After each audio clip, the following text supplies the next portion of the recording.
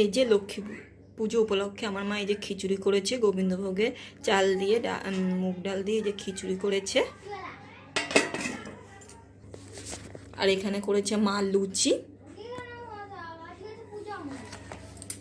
আর এখানে ফল কেটেছে হলো বেদানা, নাশপাতি, পানি ফল, আপেল, খেজুর, শসা, আর ওই যে তালের দানার ভেতরে যে শাঁস থাকে ওটা কেটেছে। আর এখানে আতা, আর এখানে হলো লেবু কেটেছে।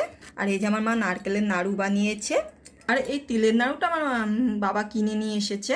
আর এই যে নৈবেদ্য সাজিয়েছে, চাল, কলা, তারপরে সব যে কটা ফল কাটেছে সব ফল দিয়েছে। আর এই যে বাতাসা দিয়েছে। আর এখানে এই যে খই, মুড়কি এখনো মেশানো হয়নি, মুড়কি মেশানো হবে। আর এই যে গুড় আর চিনি, এগুলো সব বাতাসা সব একসাথে মাখা হবে। যে আখ কেটে রেখেছে।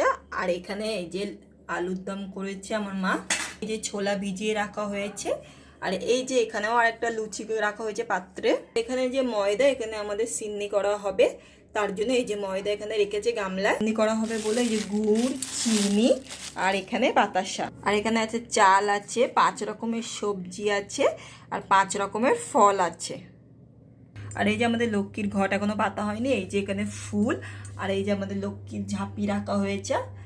আর এই যে আমাদের মা লক্ষ্মী, এই যে আমাদের মা লক্ষ্মী আর নারায়ণ, আর এই যে আমাদের গোপু সোনা, আর এই যে আমাদের শিব ঠাকুর, আর এখানে আমাদের কৃষ্ণ ঠাকুর, আর আমাদের রাধারানী। কেমন লেগেছে অবশ্যই। এখানে 5 রকমের মিষ্টি আনা হয়েছে, পঞ্চ মিষ্টি যাকে বলা হয়। আর এখানে হলো মিষ্টির দই।